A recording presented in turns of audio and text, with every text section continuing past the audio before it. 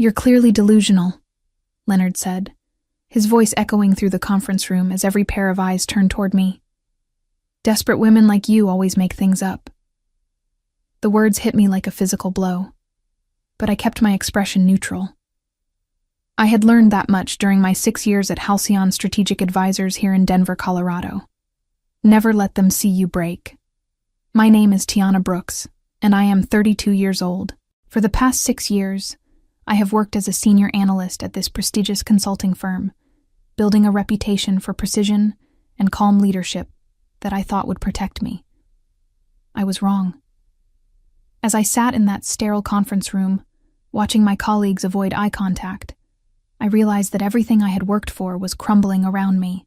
But what Leonard Massey, the senior partner who had just publicly humiliated me, did not know was that I had been preparing for this moment for months. Every inappropriate text message, every uncomfortable encounter, every time his hand lingered too long on my shoulder during meetings, I had documented it all. The meeting ended with my termination. Performance concerns, they called it. I nodded politely, gathered my things, and walked out of that building with my head held high. Leonard watched me go with a satisfied smirk, probably thinking he had won. He had no idea what was coming. 6 months earlier, everything had seemed perfect in my professional life. I had just been promoted to senior analyst, and my work on the Meridian account had earned praise from the entire executive team. Leonard had been my mentor since I started at Halcyon, guiding my career with what I thought was genuine interest in my professional development. The first inappropriate message came on a Thursday night in February. I was working late, finalizing a presentation for a major client, when my phone buzzed. It was Leonard. "You look beautiful when you're concentrated. I've been watching you from my office." I stared at the message, confused. Was this some kind of joke? Leonard was married, had 2 teenage daughters, and had always maintained strict professional boundaries. I decided to ignore it, thinking perhaps he had sent it to the wrong person by mistake. But the messages continued. Compliments about my appearance, comments about my clothes, questions about my personal life that made me increasingly uncomfortable. I started taking screenshots, though I wasn't sure why at the time. Some instinct told me to document everything. My relationship with Leonard had always been professional, even friendly. He had championed my promotions, included me in high-profile meetings, and seemed genuinely invested in my success. His wife, Patricia, was lovely. We had met at several company events, and she always asked about my family with genuine warmth. When Leonard began requesting private meetings about career development, I thought nothing of it initially. He was a senior partner, after all, and I valued his guidance. But these meetings started happening more frequently, often in his office after hours when the building was nearly empty. During one particularly uncomfortable encounter in March, Leonard had cornered me near the copy machine. "You know, Tiana," he said, standing much too close, "your promotion to director level depends on how well we work together. I hope you understand what I mean." His hand brushed against my arm as he spoke, and I felt my stomach turn. That night, I went home and called my sister Victoria. "Something is happening at work," I told her, my voice shaking. "I don't know what to do." Victoria, a lawyer herself, was blunt. "Document everything. Every message, every interaction. If this escalates, you'll need proof." I wished I had listened to her sooner. The breaking point came on a rainy Tuesday in April. I was reviewing quarterly reports when my phone buzzed with another message from Leonard. This time, it wasn't just inappropriate, it was explicit. The message contained a photo I never wanted to see, and words that made my hands shake as I read them. I immediately took a screenshot, adding it to the growing file on my phone. By this point, I had over 300 documented instances of harassment spanning 4 months. Text messages sent at all hours, voicemails left on my direct line, and detailed notes about every uncomfortable encounter. That afternoon, I made the decision to report Leonard to Human Resources. I scheduled a meeting with Jennifer Walsh, the head of HR, and brought printed copies of some of the worst messages.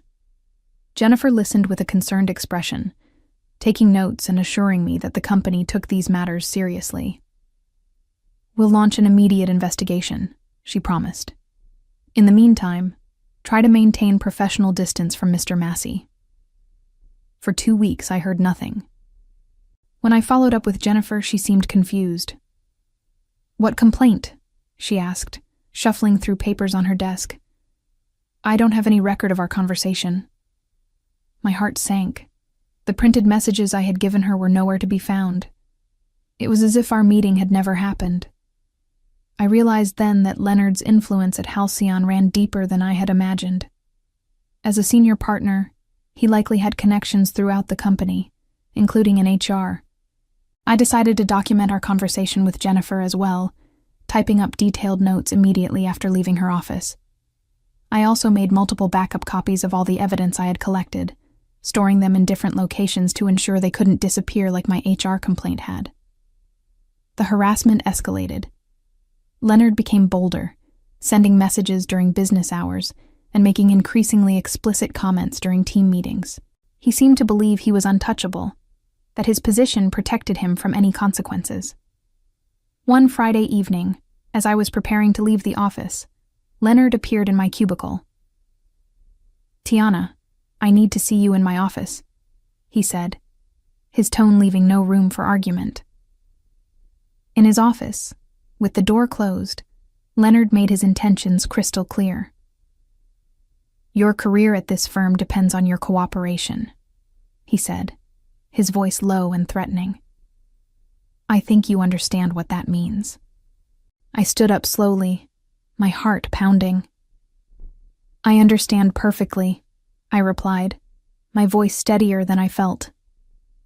That weekend, I made copies of everything, every screenshot, every voicemail, every note I had taken. I organized them chronologically, creating an irrefutable timeline of Leonard's behavior. I also researched the members of Halcyon's board of directors, identifying their email addresses and gathering information about their backgrounds. On Monday morning, I walked into the office knowing it might be my last day. But I was ready for whatever Leonard threw at me.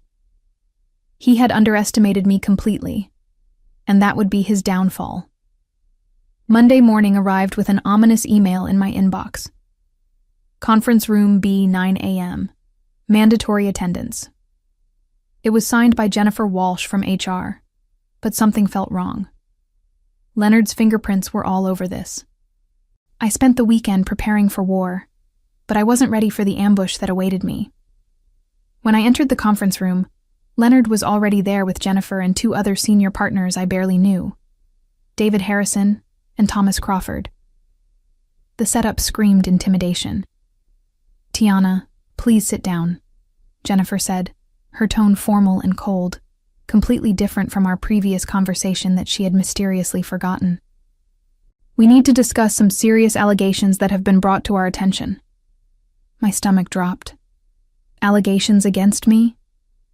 Leonard sat back in his chair with a slight smile playing at the corners of his mouth. He was enjoying this. "It has come to our attention," Jennifer continued, reading from a prepared statement, "that you have been making false accusations against Mr. Massey. This behavior is completely unacceptable and violates our company's code of conduct." I felt the room spinning. "False accusations? I have documentation of everything." "Documentation can be fabricated," Leonard interrupted smoothly. "I've seen desperate women do this before. When they realize their career isn't advancing as quickly as they'd hoped, they look for someone to blame." The words "desperate women" hit me like a slap. David Harrison and Thomas Crawford nodded along, clearly having already been briefed by Leonard's version of events. I realized this entire meeting was orchestrated to discredit me before I could take my evidence further. "I want to see this alleged documentation," Jennifer said, extending her hand. This was the trap. If I showed them my evidence now, they could claim it was fabricated. If I didn't, they could use my refusal against me. I made a split-second decision that would change everything. "I don't have it with me," I lied smoothly. But I can bring it tomorrow. Leonard's smile widened. Of course you don't, because it doesn't exist. These are very serious accusations you're making, Tiana, David Harrison said, his voice stern. False harassment claims can destroy careers and reputations. We cannot tolerate this kind of behavior at Halcyon. The irony was suffocating. Here I was, being lectured about destroying careers while Leonard sat smugly across from me, having done exactly that to me, and who knows how many other women. We're placing you on administrative leave pending a full investigation, Jennifer announced. You'll need to surrender your company phone and laptop immediately. My heart raced. They were cutting off my access to the evidence stored on my work devices. But I had anticipated this move and backed everything up to my personal accounts weeks ago. I understand, I said calmly, sliding my company phone and laptop across the table. Leonard leaned forward. Tiana, I want you to know this gives me no pleasure. I've always tried to support your career here. But when someone makes false accusations... He shook his head sadly, playing the wounded mentor perfectly. As I gathered my personal items, I noticed Thomas Crawford watching me with a strange expression. Unlike the others, he didn't seem entirely convinced by Leonard's performance. I filed that observation away for later. Walking to my desk to collect my things, I felt the weight of everyone's stares. Word had clearly spread about the meeting, and my colleagues whispered among themselves as I passed. Some looked sympathetic. Others seemed to believe I had gotten what I deserved. At my desk, I carefully packed my personal belongings, making sure to grab the small external drive hidden in my drawer, my insurance policy. As I loaded the last box into my car, I allowed myself one moment of genuine emotion. 6 years of my life, gone. But Leonard had made one crucial mistake. He thought destroying my career would silence me. Instead, it had freed me to tell my story without fear of professional consequences. That evening, I sat in my apartment with my laptop open, staring at the folder containing over 300 screenshots. The evidence was damning, but I needed to be strategic about how I used it. Leonard had outmaneuvered me at Halcyon, but the game wasn't over. I called my sister Victoria, who had been my anchor throughout this nightmare. They fired you? She asked, incredulous. After what he did to you? Technically, I'm on administrative leave, but we both know how this ends, I replied. Victoria, I need your legal advice. What's my best move here?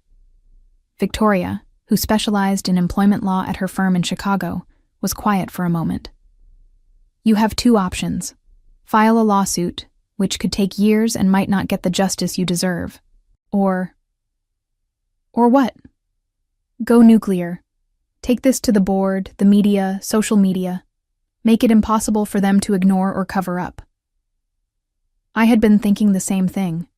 Leonard's power came from operating in shadows, using his influence to silence women before their stories could gain traction.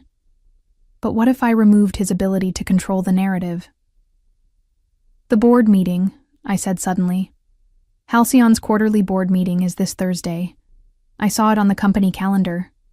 Perfect timing, Victoria agreed. Board members hate surprises, especially ones that could expose the company to liability. I spent the next 2 days crafting the most important presentation of my life. Not a PowerPoint full of business metrics, but a comprehensive timeline of Leonard's harassment, complete with screenshots, dates, and context. I researched each board member, understanding their backgrounds and what would motivate them to act. Margaret Chen, the board chairwoman, had built her career championing women in business. Robert Singh had daughters my age. Patricia Williams had recently joined after a high-profile sexual harassment scandal destroyed her previous company. These weren't just names on a website. They were people who would understand the gravity of what I was revealing. Wednesday night, I couldn't sleep. I kept rehearsing what I would say, how I would present the evidence. But doubt crept in during the quiet hours. What if they didn't believe me? What if Leonard had already poisoned them against me? My phone buzzed with a text from an unknown number. "I know what Leonard did to you. You're not the first. Be strong tomorrow." The message was unsigned, but someone inside Halcyon was supporting me. Thursday morning, I dressed carefully in my best suit, the navy blue one I had worn to my promotion interview 2 years ago. I wanted to look professional, credible, strong. I arrived at Halcyon's headquarters 30 minutes before the board meeting, knowing security would try to stop me. "I'm here to address the board," I told the receptionist, my voice calm and confident. "You don't have an appointment," she replied, clearly uncomfortable. "I have information the board needs to hear regarding potential legal liability for the company." The magic words, legal liability, opened doors quickly. Within minutes, I was escorted to a waiting room outside the boardroom. Through the glass walls, I could see the board members taking their seats. Leonard was there too, presenting what looked like quarterly financial reports. Margaret Chen stepped out to speak with me personally. "Miss Brooks, I understand you have concerns to raise with the board?" "Yes, ma'am. Concerns that could result in significant legal exposure for Halcyon if not addressed immediately." She studied my face for a moment, then nodded. "We'll hear you after Mr. Massey finishes his presentation." As I waited, my hands steady despite my racing heart, I thought about all the women who had probably sat in similar rooms, with similar evidence, only to be silenced or dismissed. Today, that pattern would end. Leonard's presentation ended with enthusiastic applause from the board. He had just finished explaining how his division had exceeded revenue targets by 15% when Margaret Chen announced that I would be addressing them next. I watched Leonard's face carefully as I entered the room.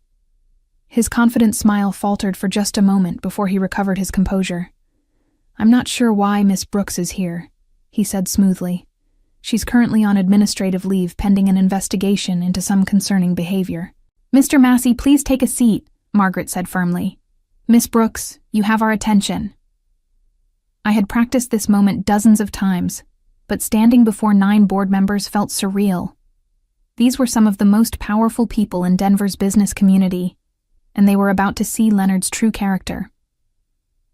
"Thank you for allowing me to speak," I began, connecting my laptop to the projector. "I'm here to present evidence of systematic sexual harassment by Mr. Leonard Massey, evidence that human resources has mysteriously lost or ignored." The room went silent. Leonard started to object, but Margaret silenced him with a look. "Over the past 4 months," I continued, clicking to my first slide, "I have documented over 300 instances of inappropriate communication and behavior from Mr. Massey." The first screenshot appeared on the screen, one of Leonard's more explicit text messages, complete with timestamp and his phone number clearly visible. Several board members shifted uncomfortably in their seats. "This message was sent at 11:47 p.m. on a Tuesday," I explained. "I was working late on the Henderson account when I received it. Note the date. This was 3 days after I reported to HR that Mr. Massey was making me uncomfortable." I clicked through more slides, each one more damning than the last.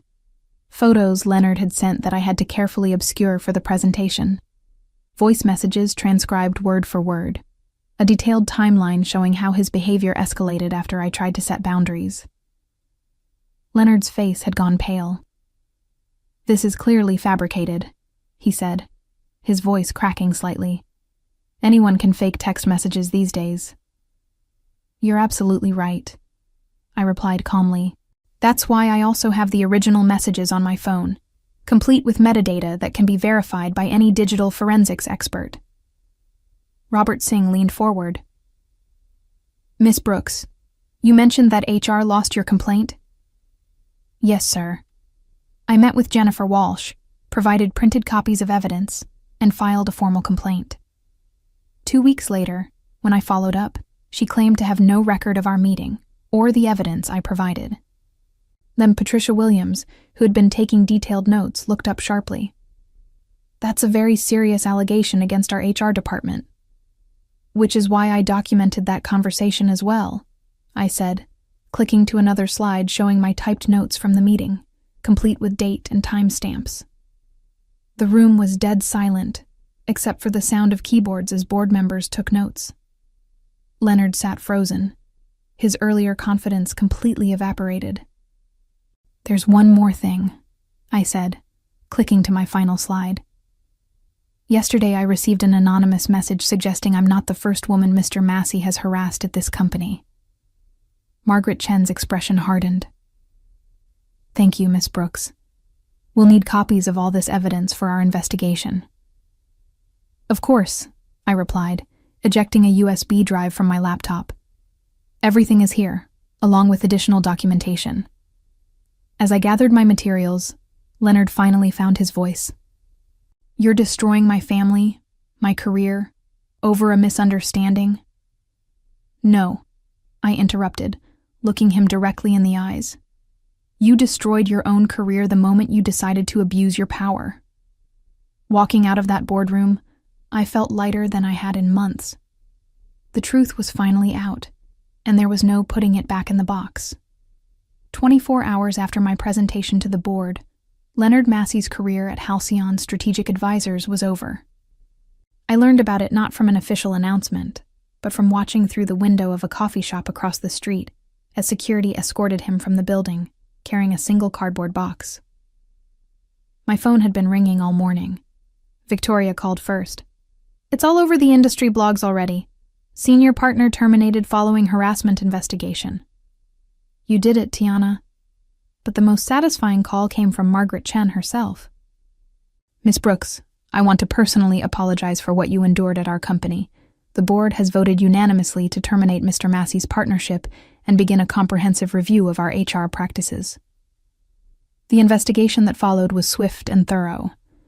Jennifer Walsh was placed on administrative leave pending review of how she had handled my initial complaint. Within a week, 2 other women came forward with their own stories about Leonard, their courage bolstered by seeing that someone had finally been believed. Leonard tried to control the narrative one last time, issuing a statement through his lawyer claiming he was the victim of a coordinated attack by disgruntled employees. But the evidence was too overwhelming, too detailed, too thoroughly documented for anyone to question its authenticity. The text message that had started everything, that first inappropriate comment about how I looked while working late, became the centerpiece of news articles about the case. Legal experts praised the thoroughness of my documentation, calling it a textbook example of how to build a harassment case.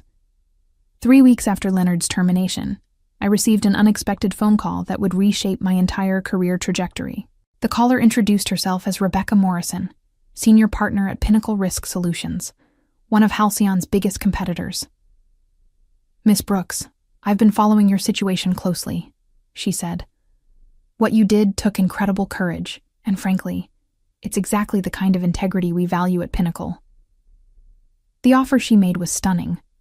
Director of Risk Strategy, a position 2 levels above what I had held at Halcyon, with a salary increase of 40%.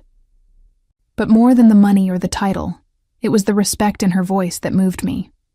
"We need leaders who aren't afraid to do the right thing, even when it's difficult," Rebecca continued. "Your reputation in this industry is impeccable, and after what you've been through, every firm in Denver knows you're someone who can be trusted completely." The irony wasn't lost on me. Leonard's attempt to destroy my career had actually elevated it. By trying to silence me, he had made me impossible to ignore. My story had spread throughout the consulting industry, and instead of being seen as a troublemaker, I was viewed as someone with unshakable integrity. I accepted Pinnacle's offer immediately. On my first day, Rebecca introduced me to the team with words that still give me chills. "This is Tiana Brooks, our new Director of Risk Strategy. Some of you may know her story. She's proven that she'll always choose what's right over what's easy, and that's exactly the kind of leader we need." The consulting world is smaller than most people realize. Word traveled fast that Pinnacle had not only hired me, but promoted me to a senior leadership position. Leonard's attempt to blacklist me had completely backfired. As I settled into my new office, looking out over downtown Denver from the 23rd floor, I reflected on how the past few months had unfolded. Sometimes the greatest revenge isn't planned. It's simply allowing the truth to speak for itself while refusing to be silenced.